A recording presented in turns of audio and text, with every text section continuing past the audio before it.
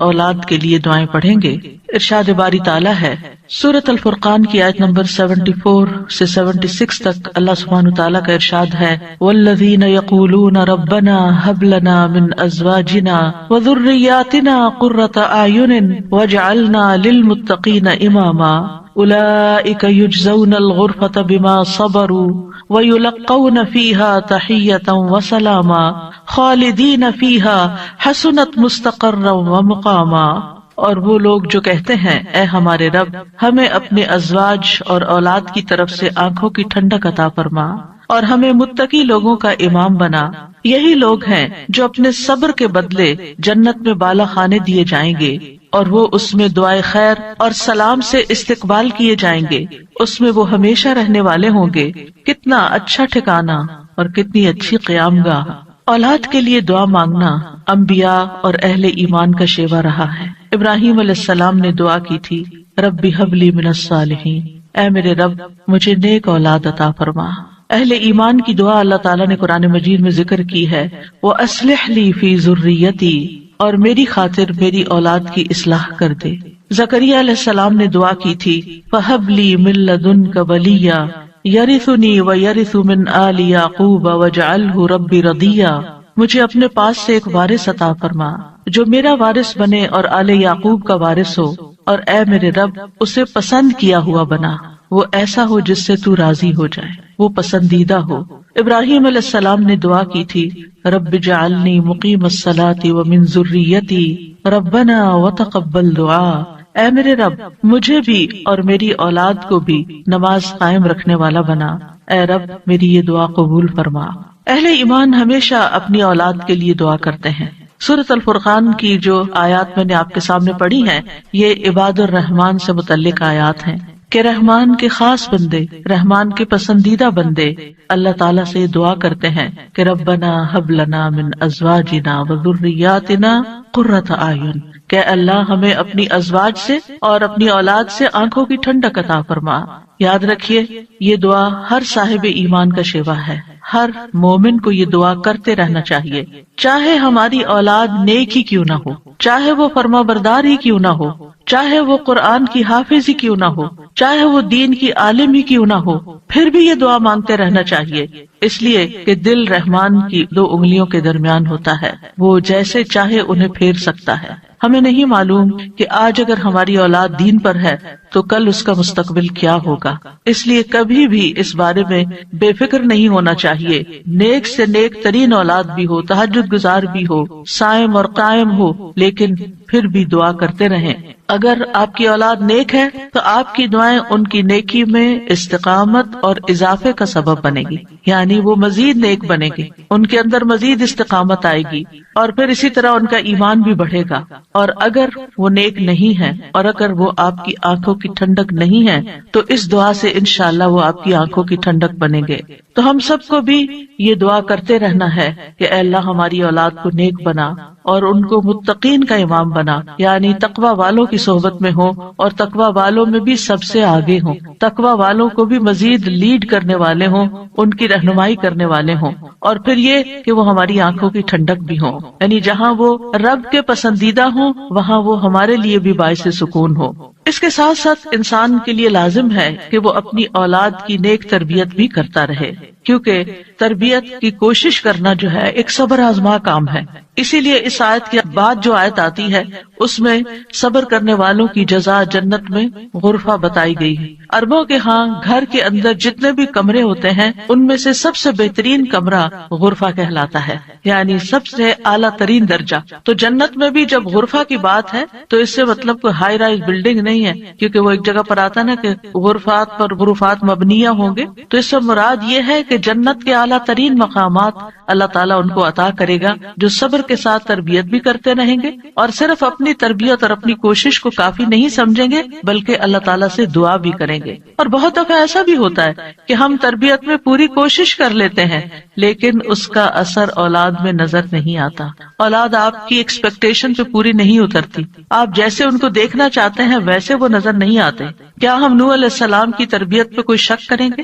ان کے 4 بیٹے تھے جن میں سے 3 بہترین بیٹے ثابت ہوئے، لیکن ایک بیٹا اپنے ہی راستے پر چل نکلا. اس میں انسان کی کوشش اگر ہو اور انسان کے بس میں ہو اولاد کی اصلاح تو وہ سبھی کو سیدھا کر کے رکھ دے. لیکن یاد رکھیے کوشش ہماری، دعا ہماری، اور اس میں اثر ڈالنے والا اور اس کو ہماری آنکھوں کی ٹھنڈک بنانے والا صرف اور صرف ہمارا رب ہے. اس لیے مومن صرف اپنی کوششوں پہ بھروسہ نہیں کرتا بلکہ وہ اپنے رب کو پکارتا رہتا ہے. اور پھر عام طور پر یہ ہوتا ہے کہ ہم اس دعا کو اپنی دعاؤں کا حصہ نہیں بناتے.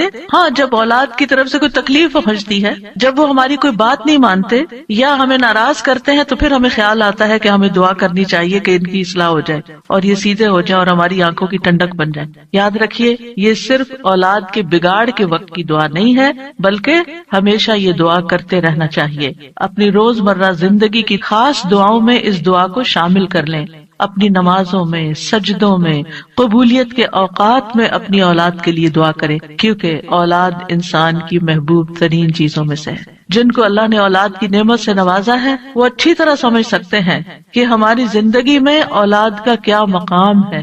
یعنی جب تک انسان والدین نہیں بنتا، ماں باپ نہیں بنتا، وہ اس بات کو سمجھ ہی نہیں سکتا کہ اولاد کیا چیز ہوتی ہے. کیونکہ انسان زندگی میں مختلف چیزوں سے محبت کرتا ہے، مختلف چیزوں کے ساتھ انسان کا لگاؤ ہوتا ہے، مختلف کام یا مختلف چیزیں اس کو پسند آتی ہیں.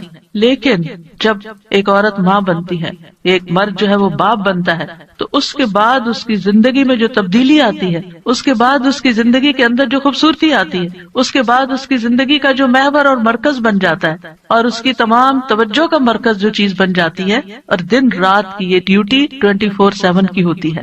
یعنی باقی چیزوں سے تو آپ کسی وقت الگ بھی ہو سکتے ہیں، مگر یہ وہ رشتہ ہوتا ہے کہ جس سے آپ پھر مرتے دم تک الگ نہیں ہو سکتے، کیونکہ وہ آپ کے جسم کا ایک حصہ ہوتا ہے. اور اللہ تعالیٰ آپ کے دل میں ہر چیز سے زیادہ ان کے لیے محبت ڈال دیتا ہے، اور ان کی خوشی آپ کو خوش کرتی ہے اور ان کا دکھ آپ کو دکھی کرتا ہے. اس لیے انسان کو ہمیشہ اپنی دعاؤں میں یہ خاص دعا کرتے رہنا چاہیے، اور قبولیت کے اوقات میں بھی، کیونکہ اولاد سے ملنے والی آنکھوں کی ٹھنڈک اسی وقت ہوتی ہے جب اولاد سیدھے رستے پر ہوتی ہے، جب اولاد نیک ہوتی ہے، اچھے کام کر رہی ہوتی ہے، تو پھر ہی ماں باپ کی آنکھوں کی ٹھنڈک ہوتی ہے.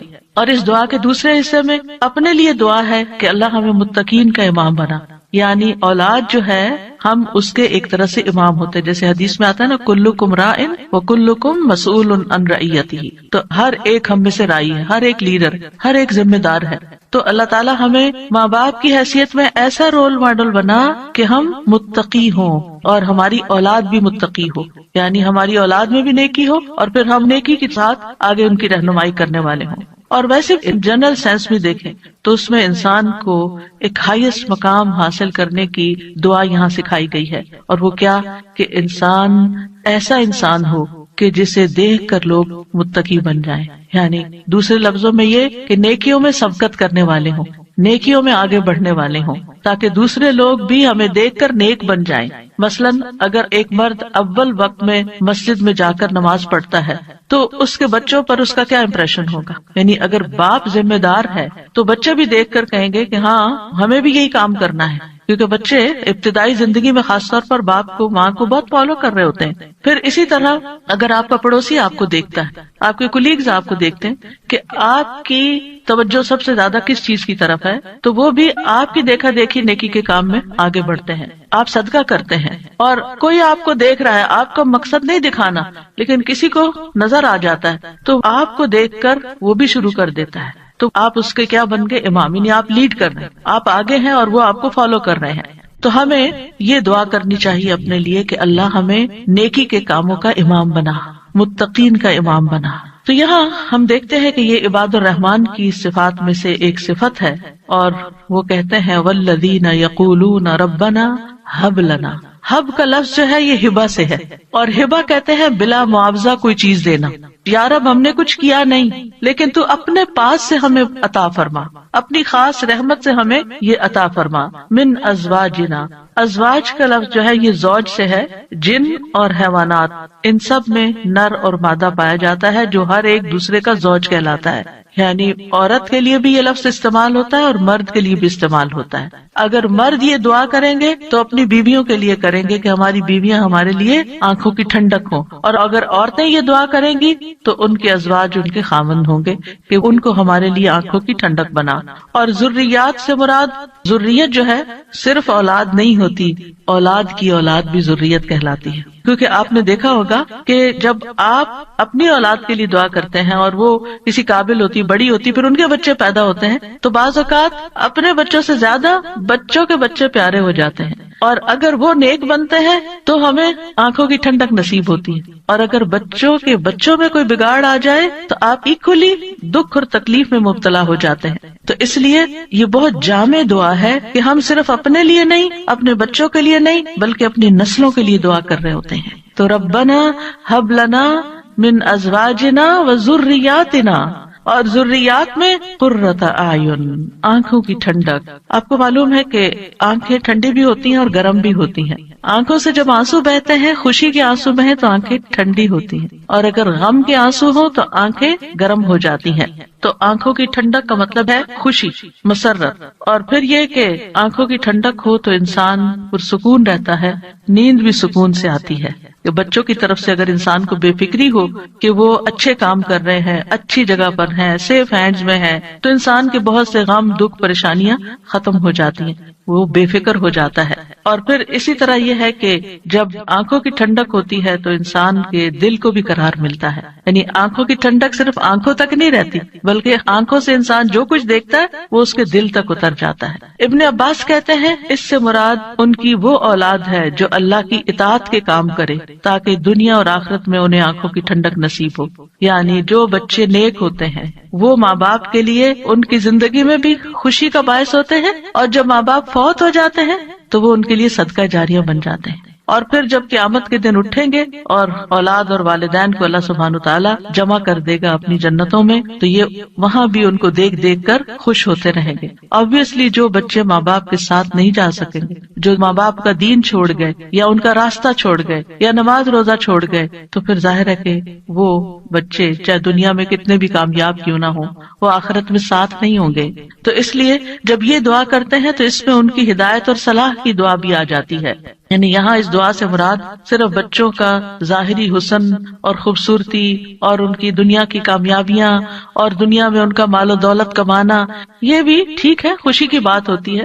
بچہ خوبصورت ہو تو ماں باپ کو بہت اچھا لگتا ہے، بچہ اگر کامیاب ہو، کوئی ڈگری کر لے تو ماں باپ کو بہت اچھا لگتا ہے، بچے کو اچھی جاب مل جائے تو ماں باپ بہت خوش ہوتے ہیں. اور جو ماں باپ صرف دنیا کے لیے جیتے اور جن کا مطلب اور مقصد، ایم اور گول صرف دنیا کمانا ہوتا ہے، وہ انہی باتوں پر خوش ہوتے رہتے ہیں. لیکن جو اہل ایمان ہوتے ہیں ان کی خوشی صرف اس چیز میں نہیں ہوتی، ان کی خوشی اولاد کی نیکی میں ہوتی ہے کہ ہماری اولاد نیک ہو. تو جب ہم یہ کہتے ہیں کہ ہمیں آنکھوں کی ٹھنڈک عطا کر، تو اس سے مطلب یہ ہوتا ہے کہ اللہ وہ تیرے اطاعت گزار ہوں، فرما بردار ہوں، خیر اور بھلائی کے کاموں میں آگے جانے والے ہوں، اللہ کی عبادت اچھے طریقے سے کرنے والے ہوں، گناہوں اور حرام کاموں سے بچنے والے ہوں. اور وجعلنا للمتقین اماما، کہ اللہ ہمارے ماتحت جتنے بھی لوگ ہیں وہ سب متقی ہوں. یعنی ایک طرف اولاد کے لیے دعا اور دوسری طرف ان لوگوں کے لیے جو ہمیں فالو کرتے ہیں یا جن کے اوپر ہم ذمہ دار بنائے گئے ہیں کہ یا اللہ ان کے اندر بھی تقوی پیدا کر دے. یعنی ہماری اولاد تو نیک ہو، لیکن آپ کے ساتھ جو لوگ کام کر رہے ہیں، جن کے آپ ذمہ دار ہیں، مثلا اگر آپ استاد ہیں اور آپ کے شاگرد ہیں، یا آپ ایک لیڈر ہیں، کمیونٹی لیڈر ہیں اور آپ کے بہت سے فالوورز ہیں، یا اسی طرح اور جو بھی کام آپ لیڈرشپ رول میں کرتے ہیں، تو اللہ جو لوگ آپ کی جو ٹیم ہے، اللہ اس کو بھی متقی بنا دے، اس کے اندر بھی اپنی محبت پیدا کر دے. کتنی خوبصورت دعا ہے. ظاہر ہے کہ انسان انہی لوگوں کے ساتھ ہوتا ہے، یا تو گھر میں ہوتا ہے یا باہر کام پر ہوتا ہے. جب گھر میں ہوتا ہے تو کیا ہوتا ہے، بیوی اور بچوں کو دیکھ کر انسان اپنی آنکھیں ٹھنڈی کرتا ہے، اس کو ایک پرسکون ماحول ملتا ہے. اور جب وہ گھر سے باہر ہوتا ہے، اپنی جاب پر ہوتا ہے، اپنی ٹیم کے ساتھ ہوتا ہے، تو ان کی نیکی، ان کا اخلاق، ان کا تقویٰ دیکھ دیکھ کر اس کی آنکھیں ٹھنڈی ہوتی رہتی. سنسیئر مخلص ساتھیوں کا مل جانا یہ اللہ تعالیٰ کی بہت بڑی نعمت ہوتی ہے.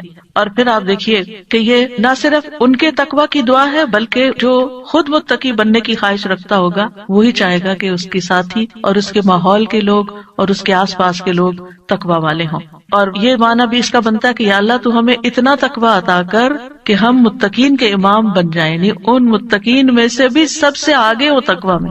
للمتقین اماما، یعنی ہمیں ہدایت کا امام بنا، لوگوں کو ہم سے ہدایت حاصل ہو، گمراہی کا امام نہ بنے. کیونکہ اللہ سبحانہ وتعالیٰ نے خوش بخت لوگوں کے بارے میں فرمایا سورۃ الانبیاء میں، وَجَعَلْنَاهُمْ أَئِمَّةً يَهْدُونَ بِأَمْرِنَا وَأَوْحَيْنَا إِلَيْهِمْ فِعْلَ الْخَيْرَاتِ وَإِقَامَ الصَّلَاةِ وَإِيتَاءَ الزَّكَاةِ وَكَانُوا لَنَا عَابِدِينَ. اور ہم نے انہیں ایسے پیشوا بنایا جو ہمارے حکم کے ساتھ رہنمائی کرتے تھے، اور ہم نے ان کی طرف نیکیاں کرنے اور نماز قائم کرنے اور زکوٰۃ ادا کرنے کی وحی بھیجی، اور وہ صرف ہماری عبادت کرنے والے تھے. تو اس سے کیا پتہ چلتا ہے کہ ہم نے انہیں ایسا پیشوا بنایا جو ہمارے حکم کے ساتھ رہنمائی کرتے تھے. یہ ہے متقین کے امام کہ جو اللہ کی مرضی اور اللہ ہی کے دی ہوئی جو تعلیم اور ہدایت ہے اس کے مطابق لوگوں کو گائیڈ کرتے ہیں، صرف اپنی من پسند چیزوں یا اپنی طرف سے چیزیں ایجاد نہیں کرتے. اور اہل شقاوت بدبخت لوگوں کے بارے میں آتا ہے وَجَعَلْنَاهُمْ أَئِمَّةً يَدْعُونَ إِلَى النَّارِ، ہم نے ان کو ایسے امام بنایا جو لوگوں کو آگ کی طرف بلاتے ہیں، جیسے فرعون تھا، قارون اور اس طرح کے لوگ کہ لوگ ان کو فالو کرتے تھے اور وہ خود بھی آگ کی طرف جانے والے. جیسے فرعون کے بارے میں آتا ہے يَقْدُمُ قَوْمَهُ يَوْمَ الْقِيَامَةِ فَأَوْرَدَهُمُ النَّارِ، کہ قیامت کے دن وہ اپنی قوم کو لیڈ کر رہا ہوگا اور انہیں آگ میں لے جا کے گرائے گا. تو اس لیے بہت ضروری ہے کہ ہم خیر میں اچھا نمونہ بنے. اور ویسے بھی آپ دیکھیں کہ انسان کے امپریشنز ہوتے ہیں، انسان جو کچھ کرتا ہے اچھا کرتا ہے یا برا کرتا ہے اس کے آثار ہوتے ہیں. یعنی آپ اچھا کرتے ہیں اور آپ کو دیکھ کے جتنے لوگ خاموشی سے اچھا کر لیتے ہیں وہ سارے آپ کے آثار ہو گئے، اور ان سب کی نیکی آپ کی نیکی میں جمع ہو گئی. اور آپ کو دیکھ کر اگر کوئی شخص غلط ٹرینڈ اختیار کرتا ہے تو اس کی قباحت بھی آپ کے پلے میں پڑ گئی. تو متقین کا امام بننے کے لیے یاد رکھیے دو چیزیں بڑی اہم ہیں، ایک ہے صبر اور دوسرے ہے یقین. صبر اور یقین، یہ دو چیزیں ہوں تو یہ مقام حاصل کیا جا سکتا ہے. اللہ تعالیٰ فرماتے ہیں وَجَعَلْنَا مِنْهُمْ أَئِمَّةً يَهْدُونَ بِأَمْرِنَا لَمَّا صَبَرُوا وَكَانُوا بِآيَاتِنَا يُوقِنُونَ. اور جب انہوں نے صبر کیا تو ہم نے ان میں سے ایسے امام بنائے جو ہمارے حکم سے رہنمائی کرتے تھے اور وہ ہماری آیات پر یقین رکھتے تھے. یاد رکھیے ایک بچے کی تربیت صبر آزما کام ہوتا ہے، اور اس کے بارے میں ہوپ فل رہنا بھی بڑا ضروری ہوتا ہے. کیونکہ اگر ہم صبر کا دامن چھوڑ دیں اور یہ کہے کہ یہ تو ماننے والے نہیں اور یہ ہماری سنتے نہیں، ٹھیک ہے جو چاہیں کریں، اور ان کو کھلی چھٹی دے دیں، تو وہ تو بگاڑ کی آخری حد کو پہنچ جائیں گے. آپ کھلی چھٹی دے دیں گے نہیں، آپ کو اچھے اخلاق کے ساتھ، رویے کے ساتھ وقتاً فوقتاً ان کی اصلاح کا کام کرتے رہنا ہے. اور یہ صبر آزما کام ہے. یعنی بعض اوقات آپ کا دل اندر سے کٹ رہا ہوگا، آپ شدید غصے کا شکار ہوں گے، شدید نفرت کا شکار ہوں گے ان کے کسی غلط کام پر، لیکن آپ اس کا ایسا اظہار نہیں کریں گے کہ جس سے وہ ہمیشہ کے لیے آپ کو خیر بات کہہ کے چلے جائیں اور آپ سے کٹ جائیں. کیونکہ آپ دیکھیں بہت سے بچے ایسے ہوتے ہیں جو ماں باپ کی نیگنگ سے اور ماں باپ کی بد اخلاقی اور بدسلوکی سے پھر وہ ہمیشہ کے لیے ان کو چھوڑ ہی جاتے ہیں. تو ایسا کوئی طریقہ اختیار نہیں کرنا کہ جس سے وہ دور ہوں، بلکہ محبت کے ساتھ. یعنی اگر ان کے اندر آپ دیکھتے ہیں کچھ چیزیں ایسی ہیں جو درست نہیں، تو محبت کے ساتھ اور صبر کے ساتھ دعائیں کرتے کرتے ان کی اصلاح کرتے جائیں. ہو سکتا ہے آپ اپنی زندگی میں نہ دیکھیں وہ دن جس کو آپ دیکھنا چاہتے ہیں، لیکن مرنے کے بعد آپ کو ان کی دعائیں پہنچ رہی ہیں، آپ کی وہ محنت ضائع نہیں جائے گی. تو لما صبروا، صبر کرنا بہت ضروری ہے. اور پھر یہ ہے کہ ان کی طرف سے جتنی بھی آزمائشیں آئیں، ان کی طرف سے جو تکلیفیں آپ کو پہنچے، کیونکہ جو بھی ماں باپ بنتے ہیں وہ سب جانتے ہیں کہ اولاد کی طرف سے بعض اوقات آنکھوں کی ٹھنڈک سے زیادہ تکلیفیں ہی پہنچتی. یعنی وہ آپ کا مقام نہیں سمجھتے جب تک وہ خود ماں باپ نہیں بنتے. ان کو سمجھ نہیں آتی کہ ماں باپ کا مقام کیا ہے اور ماں باپ کی تکلیف کیا ہے. لہٰذا ایسے تمام مواقع پر صبر سے کام لینا ہے. اور دوسرا یہ کہ یقین رکھنا ہے، بے یقینی سے دعا نہیں کرنی. یقین رکھنا ہے کہ اللہ میری دعائیں سنتا ہے اور وہ ضرور سنے گا. لم اکم بدعائک رب شقیہ، اے رب میں تجھ سے دعا مانگ کر کبھی بدبخت ہوا ہی نہیں، تو دعاؤں کا سننے والا ہے. ایسی دعا کرنے والوں کا انجام بہت بہترین ہے. اللہ تعالیٰ فرماتے ہیں اولئک یجزون الغرفۃ، ایسے نیک بندے جن کے اندر یہ صفات ہوں، جو یہ چاہتے ہوں کہ ان کی اولاد اچھی ہو جائے، ان کے ازواج، ان کی بیوی یا شوہر اچھا ہو جائے، اور پھر صبر کے ساتھ یہ سب کام کریں، تو پھر ان کا انجام بھی بہت اچھا ہے. اور وہ کیا ہے کہ جنت کا اعلیٰ ترین مقام، جیسا کہ سورۃ العنکبوت میں آتا ہے والذین آمنوا وعملوا الصالحات لنبوئنہم من الجنۃ غرفا تجری من تحتها الانہار خالدین فیہا نعم اجر العاملین الذین صبروا وعلی ربہم یتوکلون. اور جو لوگ ایمان لائے اور انہوں نے نیک کام کیے ہم انہیں ضرور ہی جنت کے اونچے گھروں میں جگہ دیں گے، یعنی بہترین مقام پر جگہ دیں گے جن کے نیچے سے نہریں بہتی ہیں. یعنی اوپر جب ہوتا ہے تو نیچے کا سین زیادہ بہتر نظر آتا ہے. ہمیشہ ان میں رہنے والے ہیں. دنیا میں آپ اگر کوئی ایسی جگہ پر کسی سی سائڈ پر کسی بہترین سینری اور گرینری کے مقام پر اونچے کسی ہائیسٹ فلور پر پینٹ ہاؤس خرید بھی لیں رہ بھی لیں، لیکن آپ کو ہر وقت دھڑکا لگا رہتا ہے کہ پتہ نہیں کب دنیا سے چلے جانا ہے، یا اگر رینٹ پر رہ رہے ہیں تو پتہ نہیں کب یہاں سے نکلنا پڑ جائے. تو آپ پوری طرح انجوائے نہیں کر سکتے. یعنی انسان جتنا بھی چاہے دنیا میں کمپلیٹ انجوائمنٹ ہے ہی نہیں، کیونکہ اس کے ساتھ کئی مسائل اور کئی مشکلات ہوتی ہیں. لیکن آخرت میں بلند ترین مقامات میں فرمایا خالدین فیہا، وہ اس میں ہمیشہ رہیں گے. نکلنے کا، اس کو چھوڑنے کا، اس کے خراب ہونے کا، اس کی مینٹیننس کا کوئی فکر ہی نہیں ہے، صرف انجوائمنٹ ہی ہے.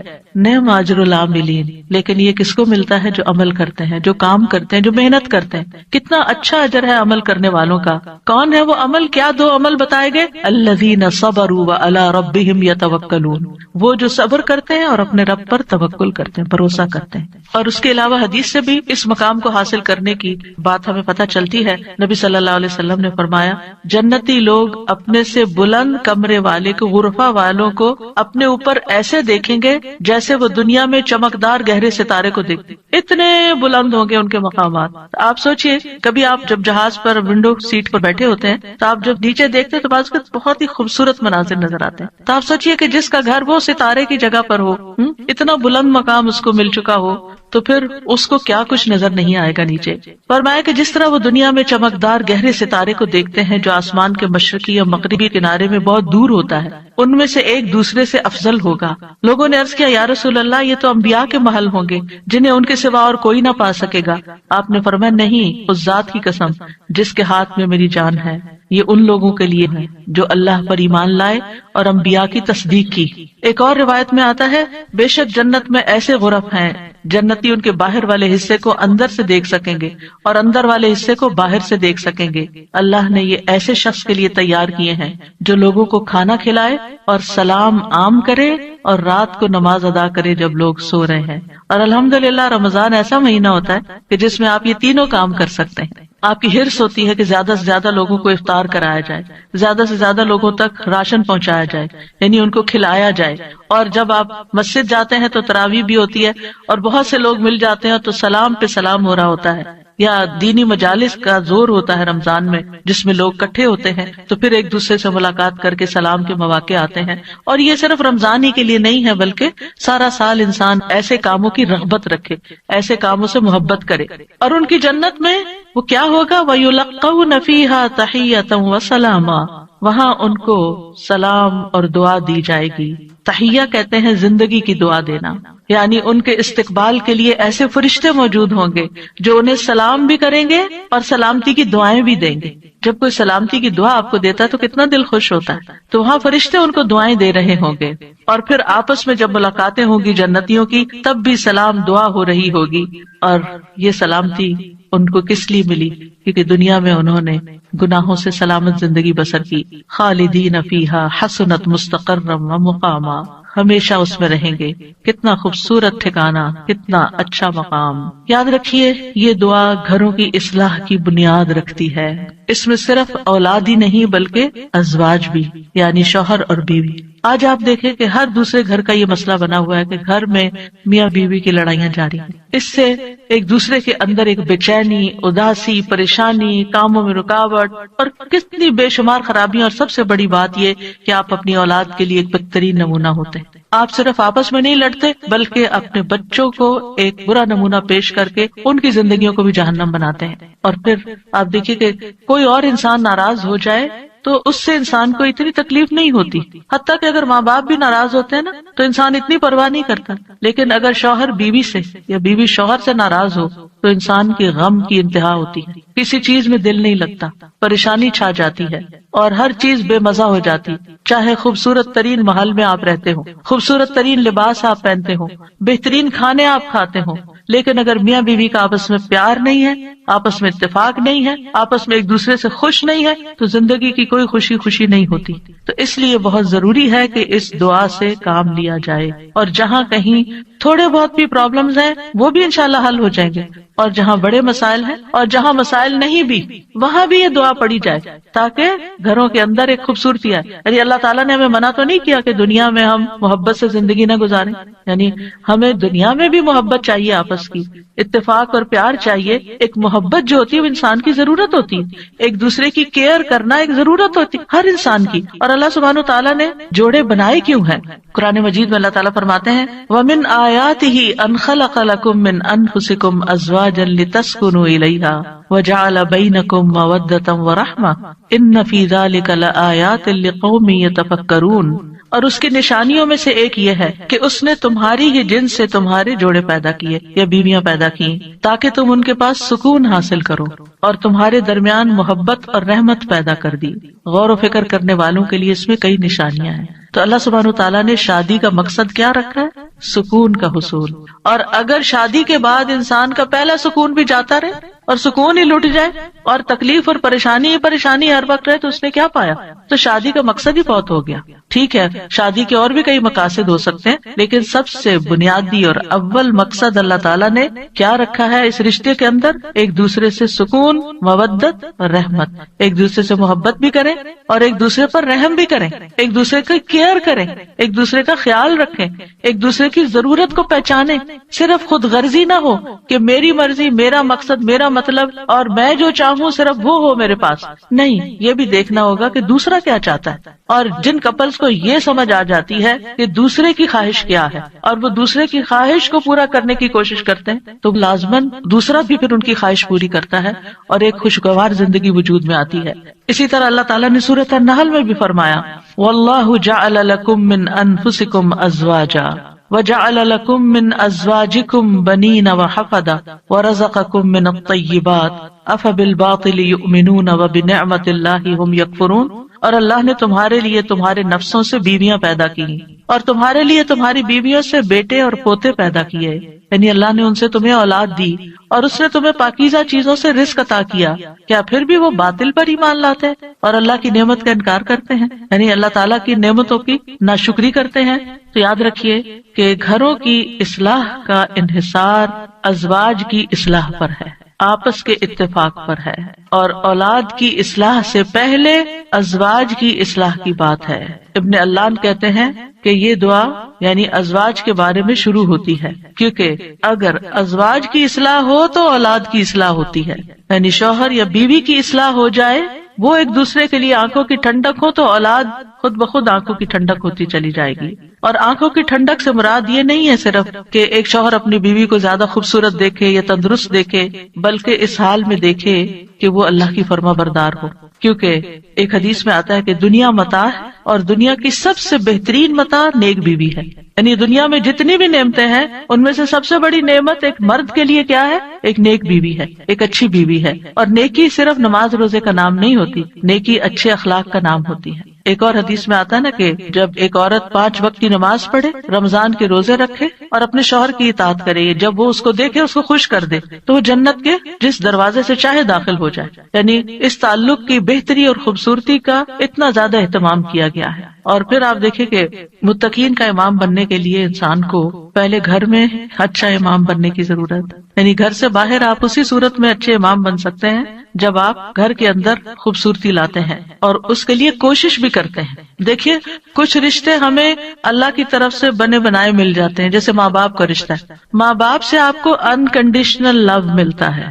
آپ اچھا کریں، آپ برا کریں، آپ ان کو خوش کریں، آپ ان کو ستائیں، آپ ان کے قریب ہوں، آپ ان سے دور ہوں، وہ آپ سے محبت کرتے ہی رہیں گے. آپ زندہ ہوں، آپ مر جائیں، ہر صورت میں محبت کرتے ہیں. آپ نے دیکھا ان ماؤں کو جن کا کوئی بچہ فوت ہو جائے تو وہ زندہ کو بھول گئے، اسی کو یاد کرتی رہتی ہیں جو چلا گیا ہے. قریب ہو تب بھی محبت کرتے ہیں، دور ہو تب بھی محبت کرتے ہیں. ماں باپ کی محبت انکنڈیشنل، لیکن ازواج کی محبت کنڈیشنل ہوتی ہے. اگر آپ اچھے اخلاق کا مظاہرہ کریں گے، اچھے انسان بن کر رہیں گے تو آپ کی محبت بڑھتی جائے گی. لیکن اگر آپ اپنے اخلاق کو کھو دیں گے تو پھر اس محبت میں کمی آنی شروع ہو جائے گی. تو کچھ رشتے بنے بنائے ہوتے ہیں اور کچھ کو بنانا پڑتا ہے، ان کی مینٹیننس کرنی پڑتی ہے. یاد رکھیے شادی جو ہے یہ انبیاء کا طریقہ ہے، نیک لوگوں کا طریقہ ہے، ہمارے دین کا شعار ہے. نکاح جو ہے وہ نصف ایمان ہے، یعنی ہمارے دین میں کرسچینٹی کی طرح یہ نہیں ہے کہ آپ شادی نہیں کریں، آپ نن بن جائیں، آپ فقیر بن جائیں اور آپ زیادہ نیک ہیں. نہیں، آپ شادی کر کے زیادہ نیکی کما سکتے ہیں. یعنی اسلام جو ہے وہ فطری ضروریات کو مد نظر رکھتا ہے. اللہ تعالیٰ فرماتے ہیں یقیناً آپ سے پہلے بھی ہم نے کئی رسولوں کو بھیجا اور ہم نے ان کے لیے بیویاں اور اولاد بنائی. یعنی پیغمبر بھی بیویوں والے اور اولادوں والے تھے.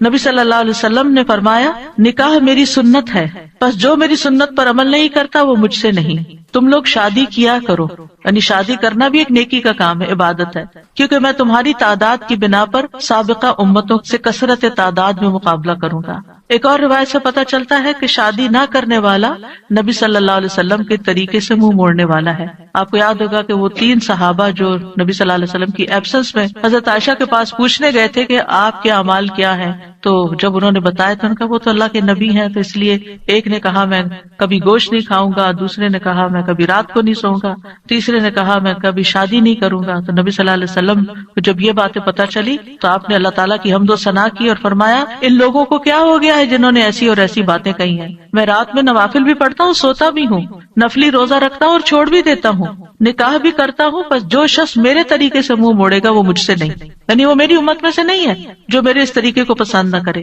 اللہ سبحانہ وتعالیٰ نے خود نکاح کی رغبت دلائی ہے. وَأَنكِحُوا الْأَيَامَ مِنكُمْ وَالصَّالِحِينَ مِنْ عِبَادِكُمْ وَإِمَائِكُمْ، اور اپنے میں سے بے نکاح مردوں اور عورتوں کا نکاح کر دو، اور اپنے غلاموں اور اپنی لونڈیوں میں سے جو نیک ہیں ان کا بھی. نکاح میں دیر کیوں کرتے ہیں عام طور پر؟ کہ ابھی بچے کچھ کماتے نہیں ہیں. فرمایا اگر وہ محتاج ہوں گے اللہ ان کو اپنے فضل سے غنی کر دے گا، اور اللہ وسعت والا اور سب کچھ جاننے والا ہے. اور پھر شادی ویسے بھی آپ دیکھیں نگاہ کی حفاظت کا ذریعہ ہے، شرمگاہ کی حفاظت کا ذریعہ ہے، نصف دین مکمل کرنے کا ذریعہ ہے. حدیث میں آتا ہے جب کوئی شخص نکاح کر لیتا ہے تو اپنا آدھا دین مکمل کر لیتا ہے، لہذا چاہیے کہ باقی آدھے دین کے بارے میں اللہ سے ڈرتا رہے. پھر آپ دیکھیے کہ صرف دنیا میں نہیں آخرت میں جنت میں بھی پاکیزہ جوڑے ہوں گے. وَلَهُمْ فِيهَا أَزْوَاجٌ مُطَهَّرَةٌ، پاکیزہ بیویاں ہوں گی. اہل جنت سے کہا جائے گا ادخلوا الجنت انتم وازواجکم تحبرون، تم اور تمہاری بیویاں جنت میں داخل ہو جاؤ، تم خوش رکھے جاؤ گے. فرشتے اہل ایمان اور ان کی بیویوں اور بچوں کے لیے دعائیں کرتے ہیں. کیا کہتے ہیں؟ ربنا وادخلهم جنات عدن التي وعدتهم ومن صلح من آبائهم وازواجهم وذرياتهم انک انت العزیز الحکیم. اے ہمارے رب، اور انہیں ہمیشگی کے باغات میں داخل کر جن کا تو نے ان سے وعدہ کیا تھا، اور ان کے آباء و اجداد اور ان کی بیویوں اور ان کی اولادوں میں سے جو نیک ہوئے ان کو بھی جنت میں داخل کر. یعنی یہ فرشتے اہل ایمان کے لیے دعا کرتے ہیں. اور جنت میں کوئی بھی کمارا نہیں ہوگا، یعنی جن لوگوں کی دنیا میں شادی نہیں ہوئی ان کو بھی اللہ تعالیٰ جوڑے عطا کرے گا، اور جن کے شوہر پہلے فوت ہو گئے یا بیوی فوت ہو گئی، یا ایک نیک تھا اور ایک جنت میں نہیں گیا دوسرا جہنم میں چلا گیا، تو ان کو بھی اللہ تعالیٰ وہاں جوڑے عطا کرے گا. اور کوئی بھی ایسا نہیں ہوگا کہ جو تنہائی کا شکار ہو، آئسولیشن کا شکار ہو، کیونکہ انسان کی زندگی میں اگر کمپینین ہوتا ہے تو انسان کے لیے سکون کا باعث ہوتا ہے. اور خاص طور پر اگر نیک بیوی ہو.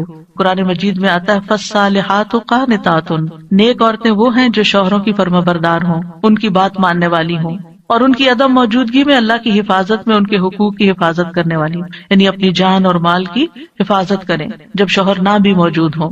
پھر ہمیں یہ کہا گیا ہے کہ پاک دامن عورت سے شادی کی جائے. اور عورت سے شادی کا معیار کیا رکھا گیا؟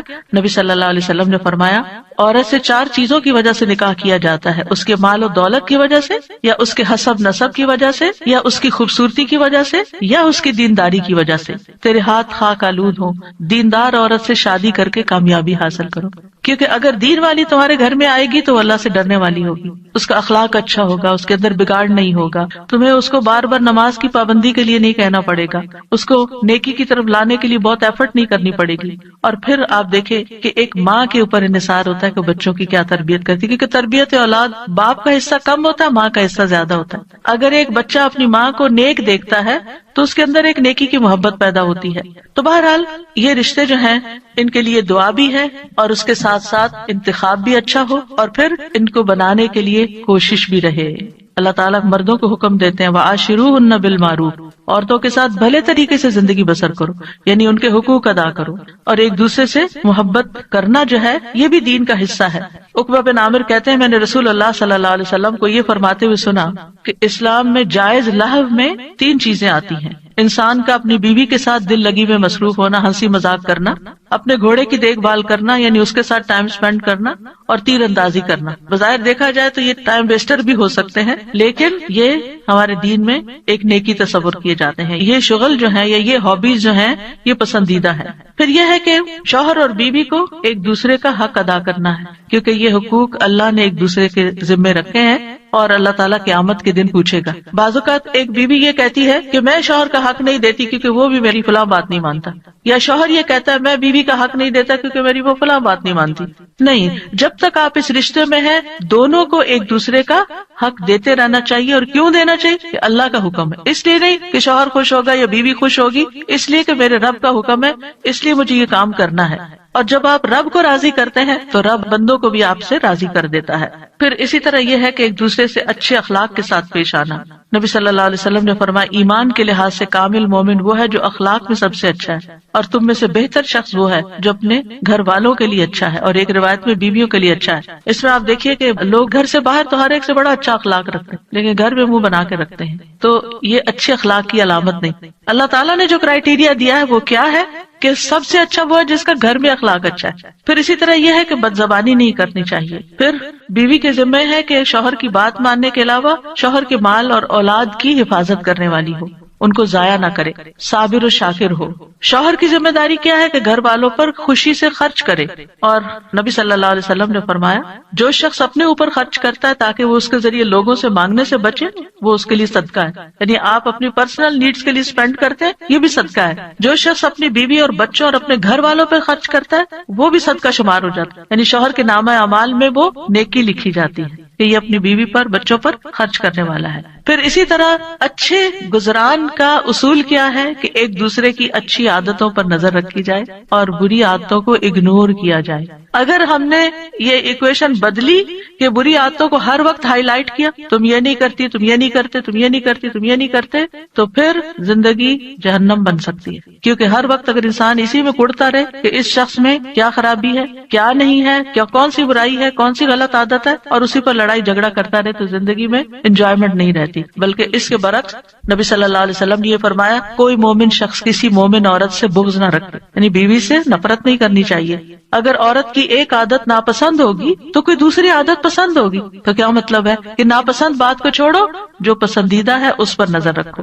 پھر اسی طرح یہ ہے کہ نیک اولاد کے لیے بھی کوشش کے علاوہ اور دعائیں بھی ہمیں سکھائی گئی ہیں، جیسے ان کی پیدائش سے پہلے ہی دعا کرنا، ربی ہب لی من الصالحین، اے میرے رب مجھے نیک اولاد عطا کر، یعنی ابھی اولاد ہوئی نہیں لیکن پہلے سے ہی دعا مانگنا شروع ہو جائے انسان کہ اللہ مجھے نیک اولاد دینا۔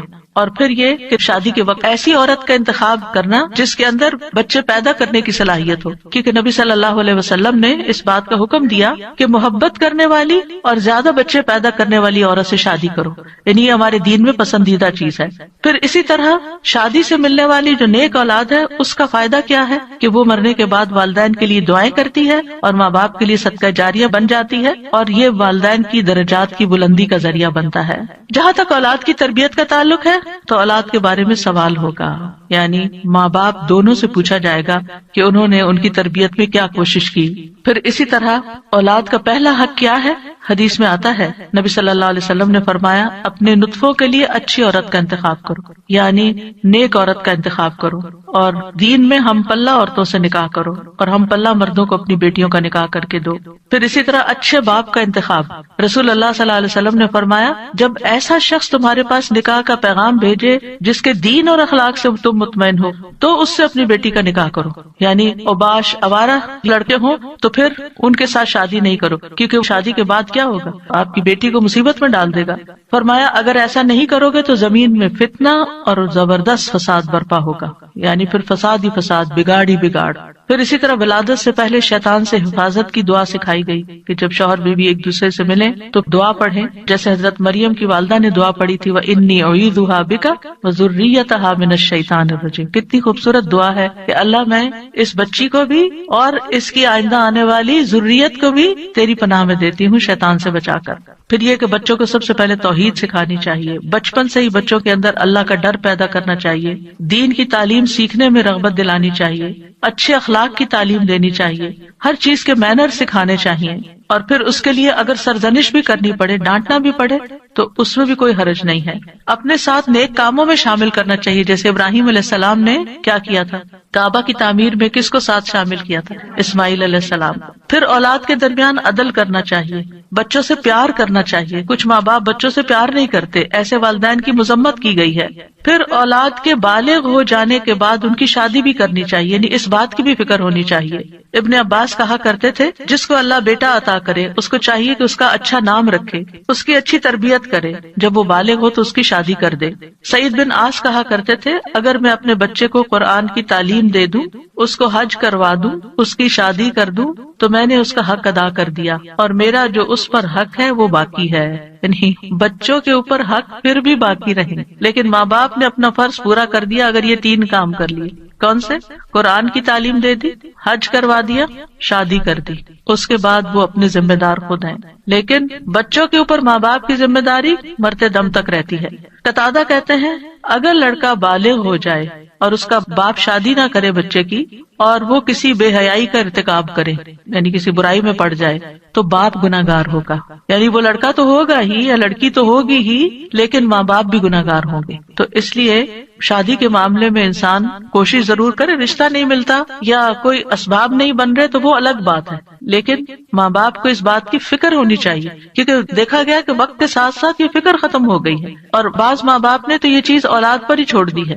پھر اسی طرح یہ بھی خوشخبری سن لیجئے کہ والدین کی دعائیں اپنی اولاد کے حق میں قبول ہوتی ہیں، اس لیے بچوں کے لیے زیادہ سے زیادہ دعائیں کیا کریں، یعنی خاص طور پر اگر بچے جو ہے وہ دور ہوں یا آپ کی ایکسپیکٹیشن پہ پورے نہیں اتر رہے ہوں تو ان کو اپنی دعاؤں میں یاد رکھیں۔ نبی صلی اللہ علیہ وسلم نے فرمایا 3 قسم کے لوگوں کی دعائیں قبول ہوتی ہیں اور ان کی قبولیت میں کوئی شک و شبہ نہیں، مظلوم کی دعا، مسافر کی دعا، اور والد کی اپنے اولاد کے لیے دعا۔ تو اس لیے ہمیں دعائیں کرتے رہنا چاہیے، اور ان دعاؤں میں ربنا حب لنا من ازواجنا، جن کو آتی ہے وہ بھی پڑھے، ربنا حب لنا من ازواجنا وذریاتنا قرۃ اعین وجعلنا للمتقین اماما۔ اب اس میں آپ دیکھیے کہ آپ نے فوکس کرنا ہے ازواج، ذریات، اور پھر للمتقین اماما، للمتقین اماما۔ اس میں وہ لوگ بھی آ جاتے ہیں جن کی ازواج نہیں یا جن کی اولاد نہیں، تو وہ کیا ہے؟ متقین کے امام۔ کیونکہ آپ دیکھیے کہ حضرت عائشہ رضی اللہ تعالیٰ عنہا جو تھی بہت ینگ ایج میں 18 ایئرس کی تھی کہ وہ بیوہ ہو گئی تھی، بہت چھوٹی عمر میں، لیکن آپ کو معلوم ہے ان کے شاگردوں کی تعداد کتنی زیادہ۔ ایک تو کچھ ڈائریکٹ شاگرد تھے نا، اور ایک آج تک ہم سب شاگرد ہیں ان کے۔ انہوں نے جو احادیث روایت کی، یعنی وہ ان صحابہ میں سے تھی جو مکثرین تھے، جن کی احادیث کی تعداد ہزاروں میں پہنچتی، تو انہوں نے جو احادیث روایت کی اور لوگوں نے جو پڑھی اور آگے پڑھائی اور سکھائی، وہ سب ان کے شاگرد بنتے ہیں۔ تو ایسے لوگ جو وہ علم حاصل کرتے ہیں اور وہ تقویٰ حاصل کرتے ہیں، تو یہ بھی ایک لیڈرشپ ہوتی ہے۔ ہو سکتا ہے کہ یہ لیکچر کچھ ایسے لوگ بھی سن رہے ہوں کہ جن کی ابھی شادی نہیں ہوئی، یا شادی ہوئی تو شوہر نہیں ہے، شوہر چلا گیا دنیا سے، یا ڈیورس ہو گئی، یا پھر یہ کہ شادی ہوئی شوہر ساتھ ہے لیکن بچے نہیں ہوئے، یا یہ کہ بچے ہوئے اور فوت ہو گئے، یعنی کئی سیناریوز ہیں، کئی سچویشن بن جاتی ہیں۔ تو جو بھی کوئی سچویشن ہو اس میں دعا کا یہ پہلا حصہ پڑھنے کے ساتھ ساتھ دوسرا حصہ آپ کے لیے ایک زبردست تسلی کا ذریعہ ہے کہ اگر ہمارے پاس دنیا کی یہ نعمتیں نہیں ہیں، یہ دنیا کی نعمتیں ہیں نا، اگر اللہ تعالیٰ نے لے لی تو اللہ تعالیٰ اس کا عوض بھی بہت زبردست دے گا۔ تو اللہ نے جو دوسری اپرچونٹیز اور جو دوسرے مواقع رکھے ہیں ان سے ہمیں فائدہ اٹھانا چاہیے، اور ایسے کام کرنے چاہیے اور ایسے کاموں میں اپنا وقت لگانا چاہیے۔ اور خاص طور پر میں ان خواتین سے کہوں گی جن کے بچے بڑے ہو چکے ہیں، جو اپنے بچوں سے فارغ ہو چکی ہیں، اور اللہ تعالیٰ نے ان کو صحت جیسی نعمت عطا کر رکھی ہے، ان کو وقت دے رکھا ہے، ان کو مال دے رکھا ہے، وہ اپنے وقت کو کمیونٹی سروسز میں ضرور لگائیں۔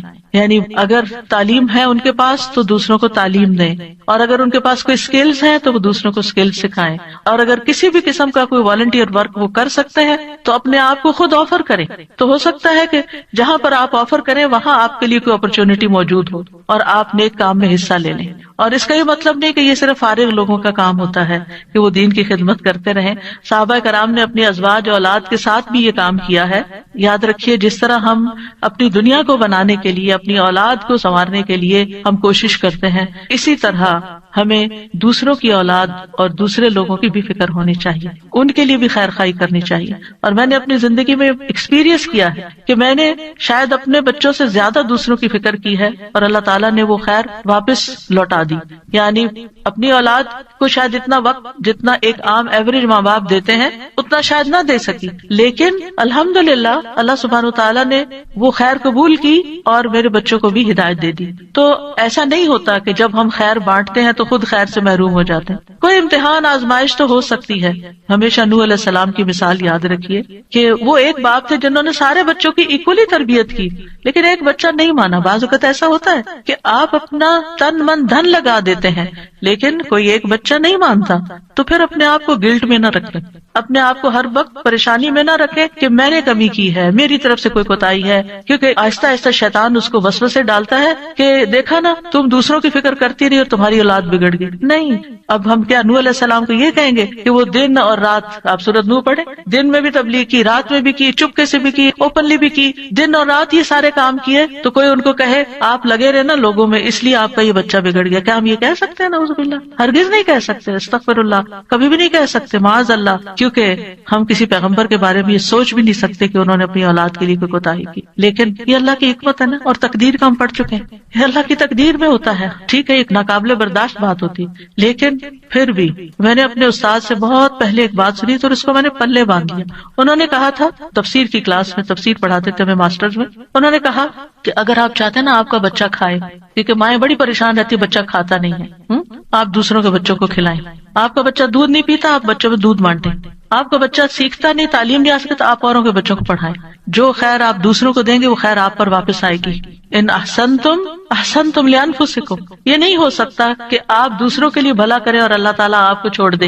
ان تنصروا اللہ ینصرکم ویثبت اقدامکم، دین کی مدد کرنا اللہ کی مدد حاصل کرنے کا ذریعہ ہے اور ثابت قدمی کا، دین پر ثابت قدمی کا. کیونکہ آپ دیکھیے اگر آپ پاور ہاؤس سے اپنے گھر کی بجلی کا کنیکشن کاٹ دیتے ہیں تو کیا ہوتا ہے، آپ کا گھر اندھیرے میں چلا جاتا ہے. قرآن سے، قرآن والوں سے، قرآن کی مجالس سے اگر آپ اپنے آپ کو یہ کہہ کے پیچھے کر لیتے ہیں کہ میں اپنے بچوں کی تربیت کر رہی ہوں تو یہ ایک دھوکا ہوگا، کیونکہ ایسے بچوں کی تربیت نہیں ہوتی. اگر آپ کا دل خالی ہے اور آپ کے اندر ایمان بھرا ہوا نہیں ہے، اگر آپ کے اندر یقین نہیں ہے، اگر آپ ایک اچھے رول ماڈل نہیں ہیں، اور یہ ساری چیزیں آپ کو قرآن سے جڑے رہنے سے ملتی ہیں، قرآن والوں سے جڑے رہنے سے ملتی ہیں، تو پھر آپ اپنے بچے کی تربیت خالی خولی کہاں سے کریں گے؟ آپ 24 گھنٹے بھی اپنے بچے پہ اینک لگا کے رکھے نا کہ میں اس پہ توجہ کر رہی ہوں، ہدایت پھر بھی اللہ نے دینی. لیکن جب آپ اللہ کا کام کریں گے تو انشاءاللہ اللہ تعالیٰ آپ کے بچوں کو ضرور ہدایت دے، وہ آپ کو تنہا نہیں چھوڑے گا.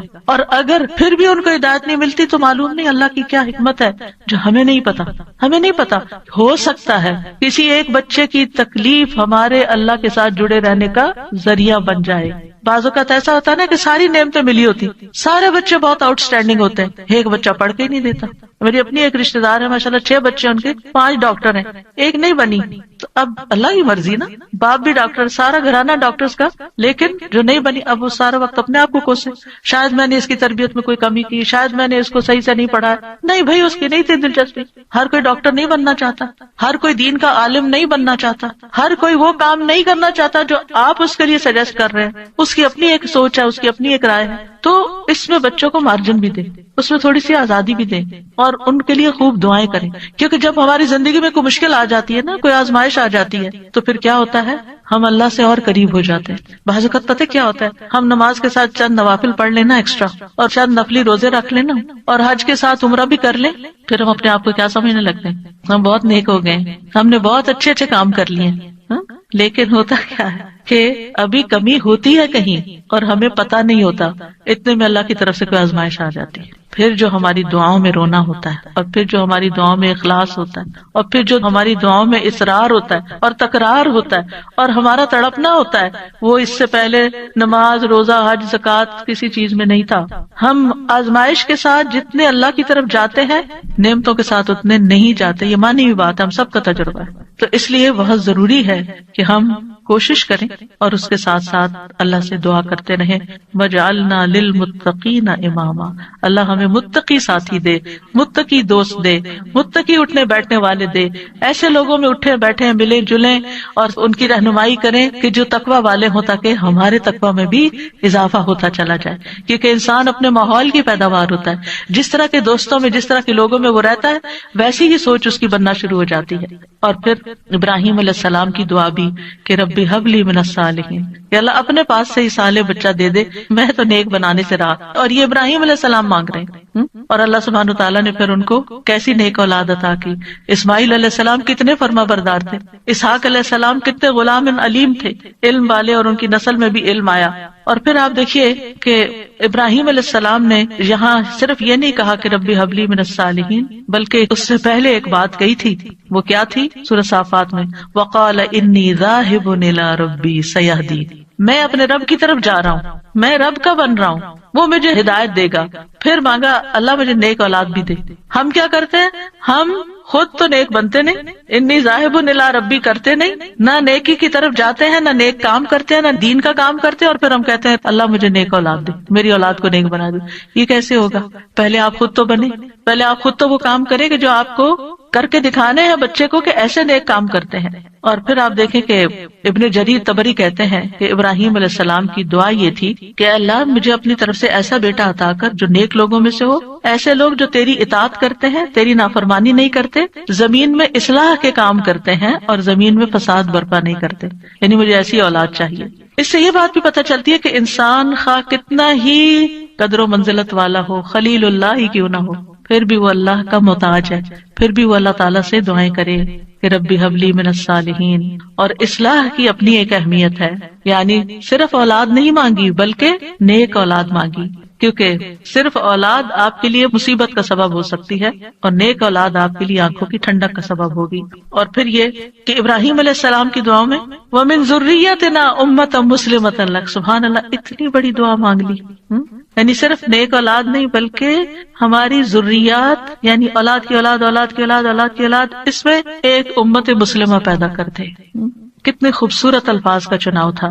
پہلے حبلی کہا، اللہ تحفہ چاہیے تیری طرف سے، ہدیہ چاہیے، ہبہ چاہیے، میں نے کچھ نہیں کیا، مجھے تیری طرف سے عنایت چاہیے کہ تو مجھے ایسا بیٹا عطا کر دے کہ جس کے اندر فطرت میں اندر خیر ہو، اندر نیکی ہو، اور بڑا ہو کے وہ اچھے کام کرے. اور پھر صرف یہ نہیں، وَمِن ذُرِّيَّتِنَا أُمَّةً مُسْلِمَةً لَكَ، اللہ ہماری اولاد میں سے ایسے لوگ پیدا کر جو تیرے فرما بردار مسلمۃ لک ہوں. اور پھر آپ دیکھیے کہ کس طرح اللہ سبحانہ تعالیٰ نے ابراہیم علیہ السلام کو نوازا. سبحان اللہ، ابو الانبیاء ہے، انبیاء کے باپ ہیں. اور پھر آپ دیکھیے کہ جتنے بھی الہامی مذاہب ہیں، کرسچینٹی ہے یا جوڈازم ہے، اسلام ہے، ان سب کے وہی لیڈر ہیں. اللہ تعالیٰ نے کہا تھا نا، انی جاعلک للناس اماما، یا ابراہیم میں تمہیں لوگوں کا امام بنانے والا ہوں. اور کس طرح پھر اللہ تعالیٰ نے ان کو امام بنایا. پھر اسی طرح اگر اولاد نہ ہوتی ہو تو پھر یہ دعا کرتے ہیں، رب لا تذرنی فردا وانت خیر الوارثین، اے میرے رب تو مجھے اکیلا نہ چھوڑ، تو ہی سب وارثوں میں سے بہتر وارث ہے. یہ زکریا علیہ السلام کی دعا تھی کہ رب لا تذرنی فردا وانت خیر الوارثین. تو اللہ نے دعا قبول کر لی. فاستجبنا لہ ووہبنا لہ یحییٰ، ہبہ ہے یہاں بھی، اور ہم نے اس کو یحییٰ عطا کیا. واصلحنا لہ زوجہ، اور اس کی بیوی کی اصلاح کر دی. کیوں؟ انہم کانوا یسارعون فی الخیرات، کیونکہ وہ نیکیوں میں سبقت کرتے تھے، نیکیوں میں دوڑ دوڑ کے جاتے تھے. ویدعوننا رغبا ورہبا، اور وہ ہمیں رغبت اور رہبت، امید اور خوف کے ساتھ پکارتے تھے. وکانوا لنا خاشعین. یہ تین چیزیں دعاؤں کی قبولیت کا ذریعہ ہیں.